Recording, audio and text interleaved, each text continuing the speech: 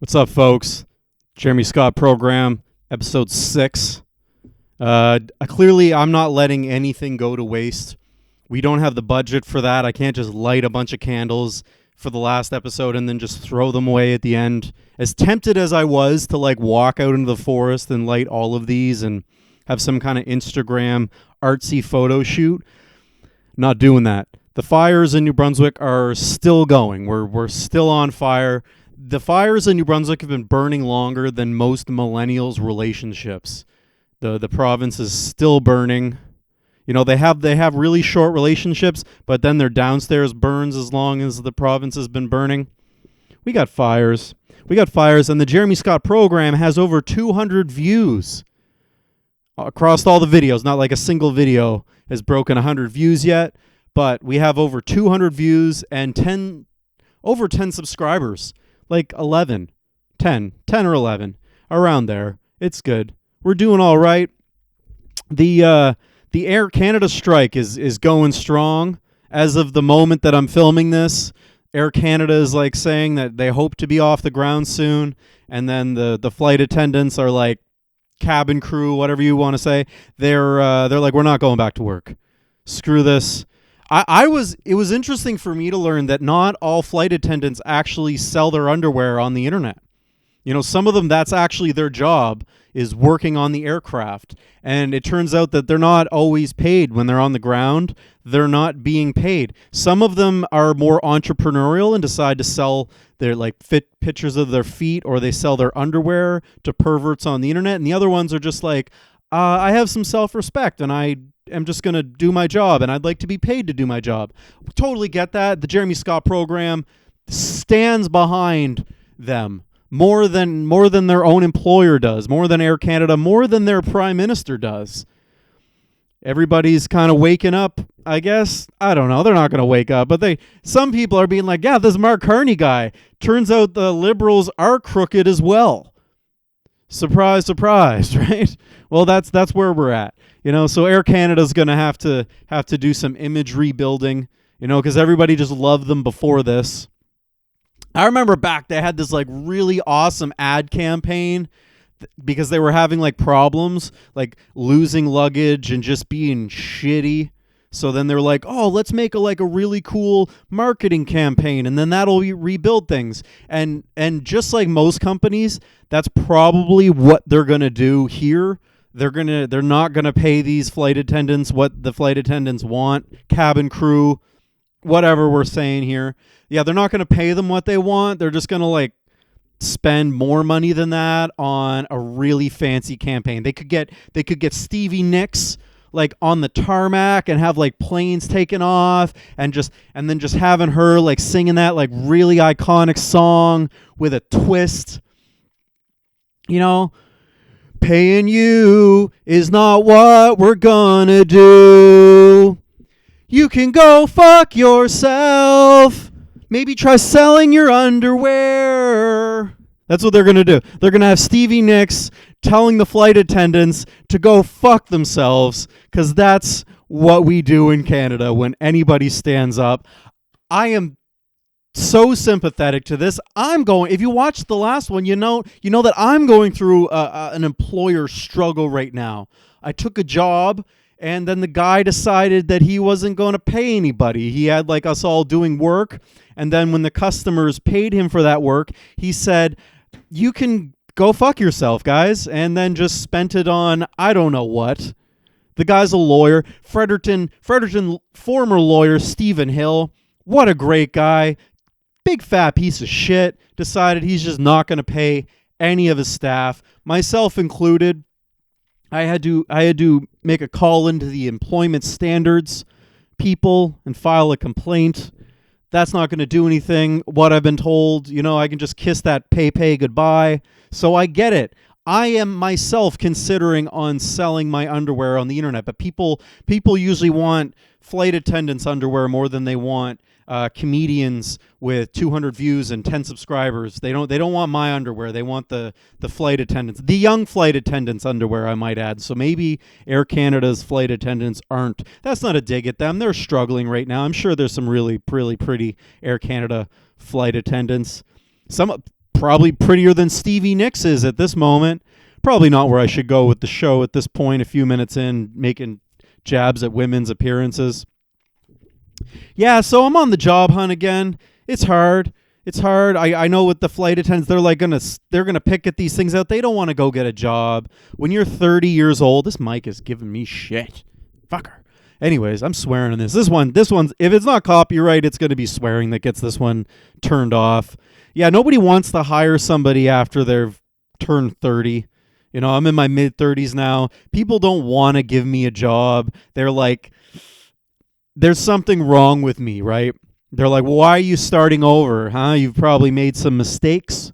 You know, maybe they look me up on Facebook because I don't use my Facebook in a professional capacity as far as like a job seeker. I use it for comedy. So the first thing that they're going to see on there is a video of me at a roast talking about dildos, giant dildos, and telling an Indian guy that his claim to fame is going to be in the porno adaptation of Short Circuit 2. So that's what the HR people are seeing, or if they aren't seeing that, they're just seeing guy in his mid-30s reinventing himself, starting over again. That's where I am at. That is where I'm at. There goes some of my candles. I am at the point of I am 34, 35, 36. I'm not giving that completely away. Mid-30s. Got 200 views on YouTube, more than 200 views, and I have over 10 subscribers. Shout out to the fans. I appreciate the fans. When I was in high school, my girlfriend in high school, her grandmother didn't think that I was going to go anywhere in life. Surprise, surprise, here I am. 200 views, over 10 subscribers. Just getting started. She didn't think I was going to go anywhere. She didn't even ever acknowledge me by my name. She would always call me Jamie.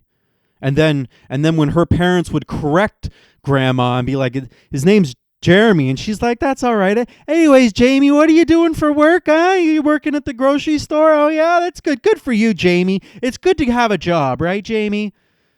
Fucking old bitch.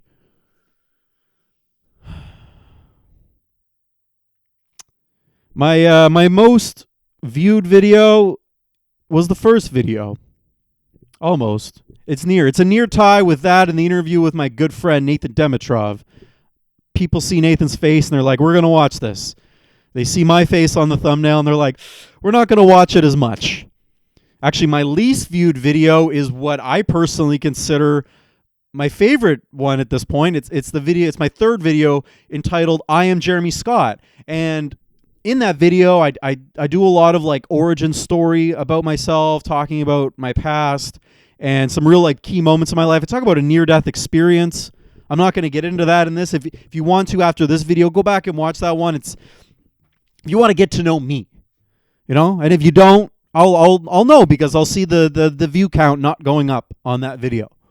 But anyways, I put my soul into that video. Not many people watched it. I told of a real near-death experience that I had that changed me. In this video, I was like, you know what? Let's go 2 for 2.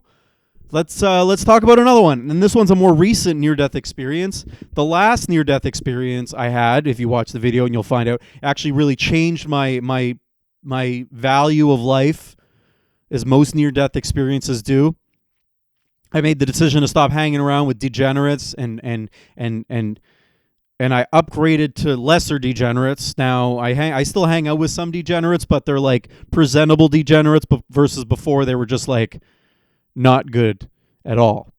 So the last near-death experience that I had is almost a year ago now. Actually, it's almost 2 years ago.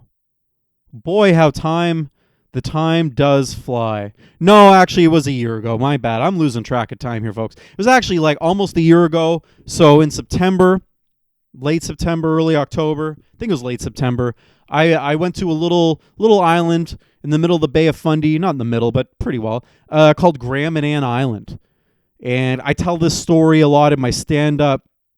If you've seen my stand up, I'm not going into the same avenue as that. Stick around. I need for the algorithm, please, for the algorithm, and for a near death experience of mine. So, anyways, I told this in my stand up where I went to Grand Manan Island with a few other comedians, and we were promised a place to stay.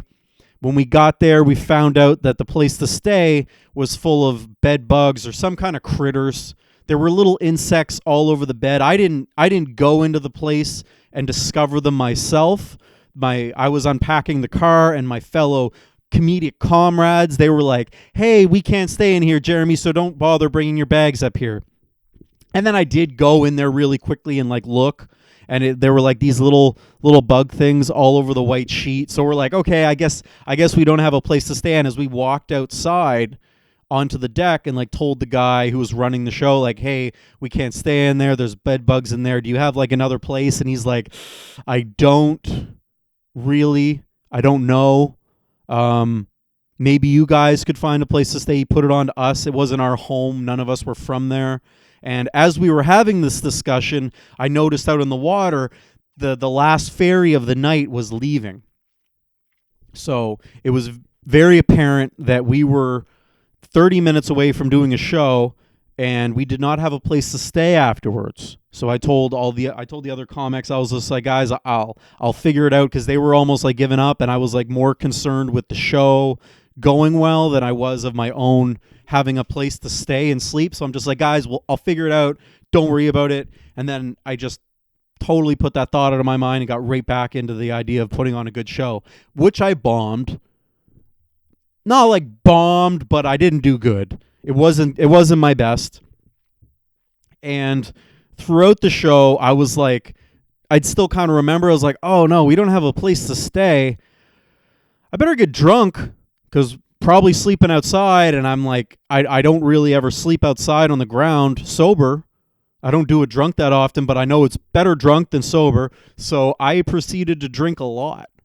I had a case of Corona that I brought over there that I planned on sharing, that I just drank all to myself, and people were giving me drinks, and it was an outside show, so we were partaking in a little bit of the cannabis. Not marijuana. In Canada, it's cannabis because it's legal. A lawyer told me that one time. He's just like, I think marijuana and cannabis are different. I was like, what do you mean? He's like, well, cannabis is legal. Okay. So yeah, we were partaking in a lot of different substances, things, all legal. And by the end of the night, I was pretty buzzing, but I have Scottish blood in me. I don't show how messed up I am when I am. I trooper through it. And we didn't put on a bad show. It was a good enough show that a woman halfway through the show decided to take her clothes off. She stripped down and started just, damn this stinking micro. Just give me. I don't have a budget, guys, okay? The candles are going out. The mic stand's failing. I have 200 views, 10 subscribers. I'm doing the best that I can here. Working jobs, and stupid fat lawyer Stephen Hill doesn't even pay me.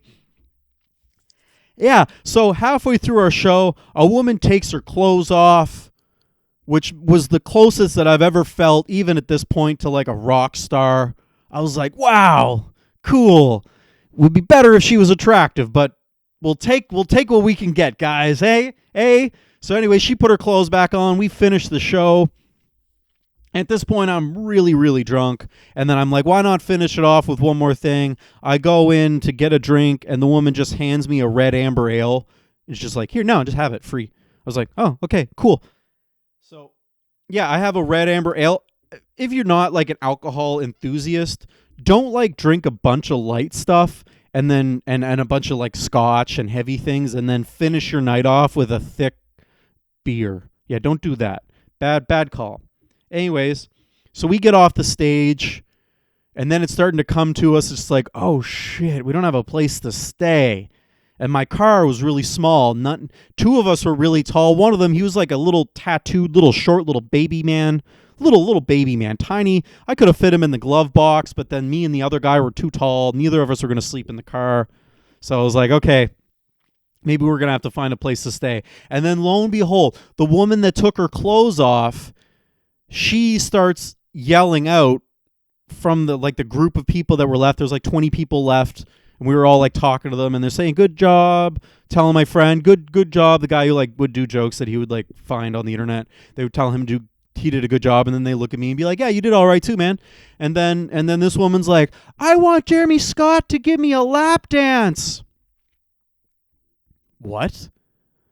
And then she comes over right in front of me, and this is the part that makes me not feel as good. The whole thing didn't feel good, but the part that didn't really feel good was I like pointed to my other comedian friend, and I was just like, "I'm not Jeremy Scott, that's Jeremy Scott." And then she walked over to him, and then she like looked back. She's like, "No, you're Jeremy Scott."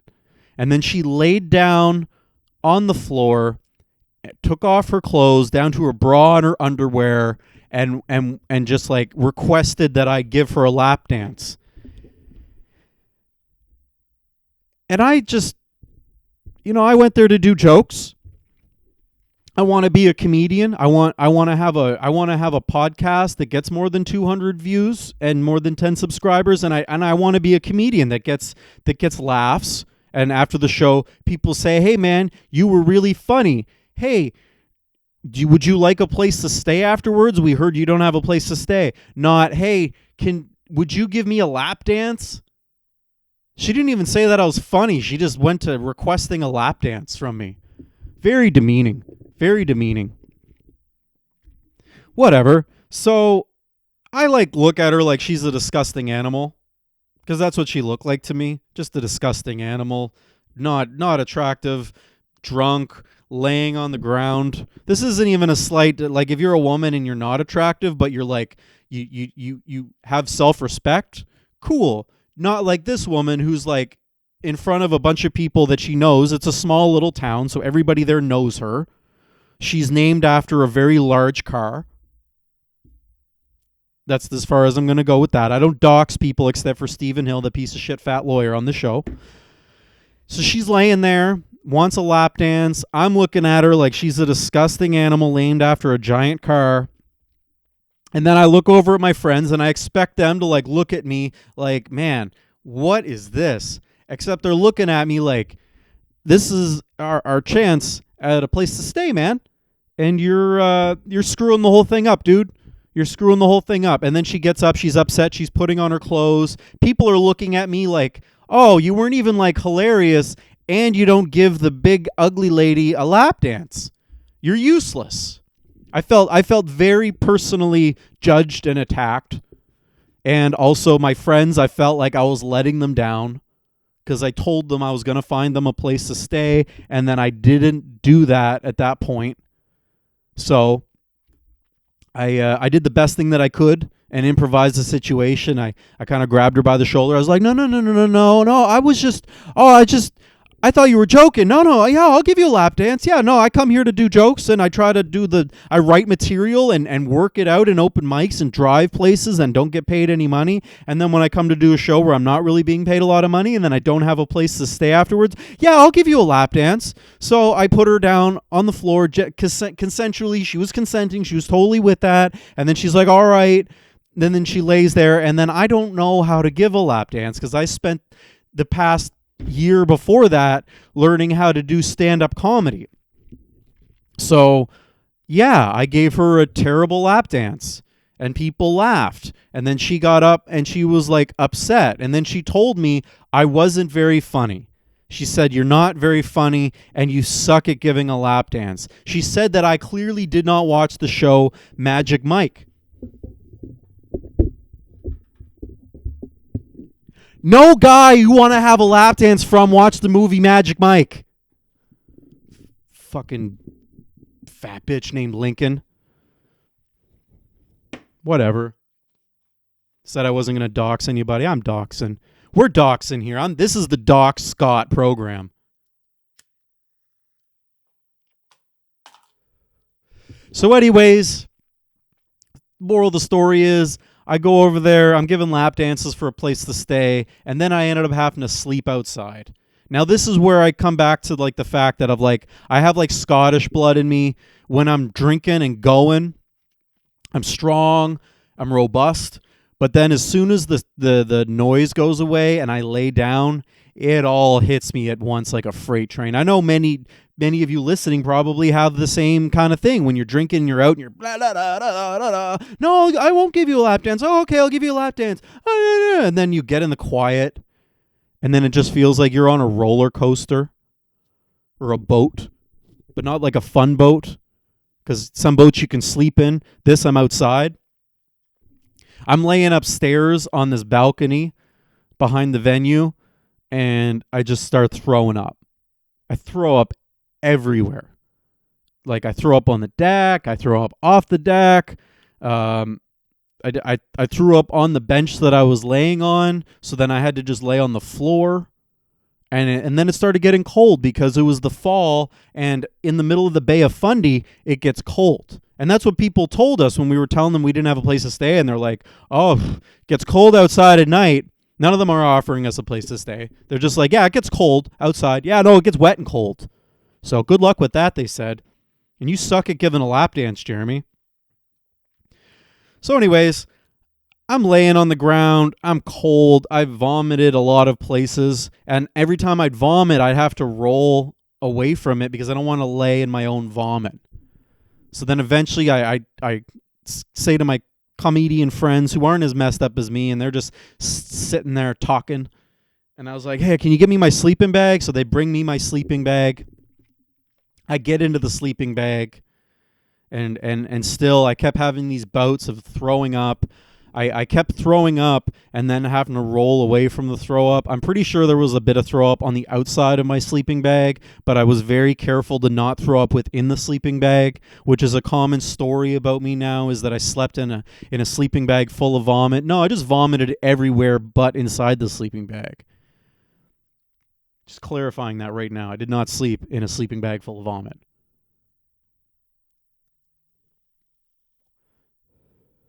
So yeah, the night went on, and there was a few moments that I thought that I was dying.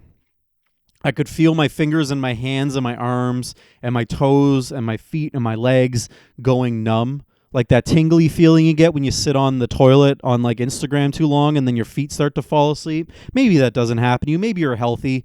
If you have poor circulation, you know what I'm talking about. Or maybe if you ever sat on your hand for a reason, you don't have to tell me why. Some people know why they do that. Some people just do it for the feeling. I don't know, or lack of. So I started having that feeling. I started worrying that maybe I had alcohol poisoning because I did drink a lot, and I was just throwing up to the point there was nothing left in me. I'm just yakking, like, and the laughing from my friends stopped after a little while, and then I could hear one of them was actually starting to be concerned. Like, he's like, I don't know, man. What if he's really sick? And then I heard one of them say, is there like a hospital on the island? And then the one of the guys that was there that lived local, he's just like, I could hear, because I could hear everything. This is the problem, is like I could just hear them just yakking away, and I'm yakking. And in between my yakking, I can hear them yapping. So I'm yakking, they're yapping. And they start saying, well, there's not like a hospital on the island. We have like a clinic, but if he's like actually sick, they might have to fly him off the island.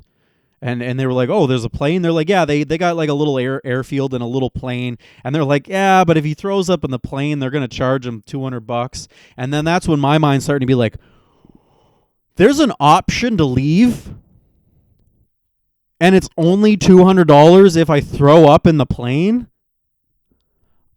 At this point, I'm like, I don't care what plane it is. I don't care if a plane lands on a runway and Jeffrey Epstein and P. Diddy come out of this plane and they're like, hey, do you want to get on our plane right now? And like CTV and CBC is there on the runway with a film crew. They come up with a microphone and they're like, are you sure that you want to get on this plane? You know, people that flew on this plane, whether they did anything or not, it sticks with them for the rest of their life. I would just be like, I don't care. Get me the fuck off of Graham and Ann Island now.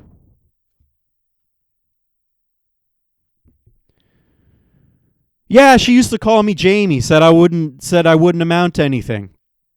I got 200 views and more than 10 subscribers. I almost died in Australia at a beach. I almost died on Graham and Ann Island. after giving a really unattractive lady named after a large car a lap dance. It is what it is. I just wanted to give a shout out to all the fans. I really appreciate you. I'm cutting this one a little short. I've given you a lot of info about me over the past 6 episodes. And the truth is I need to rebuild. The studio as you see it now is going to go under a renovation. And I'm saying this, and then the next show it'll be the same studio. It might not happen right away, but I need to get on that. I need to look at lumber. I'm making this better, because there's people watching, over 200 people. Well, 5 videos. Okay, yeah, there's like maybe 25 people have watched each video. Don't question me on the math. Maybe they watched it a couple times, and I've clicked on the videos a couple times just to make sure the sound on YouTube was right. So maybe it's a little less than 200. It's a little over. I just want to say thank you to all the fans, the people that have been watching this up until now. This is the Jeremy Scott program. I'm not going to stop. The candles, they're still burning. I'm still going. Got my little ashtray. I'm just going to ash in every one of these before the end of the show. Yeah, that was it. I almost died on Graham and Ann Island. I almost died in Australia. We're having a lot of fun. My mic stand's failing. I'm going to get a better mic stand. This is the Jeremy Scott program. Bon voyage.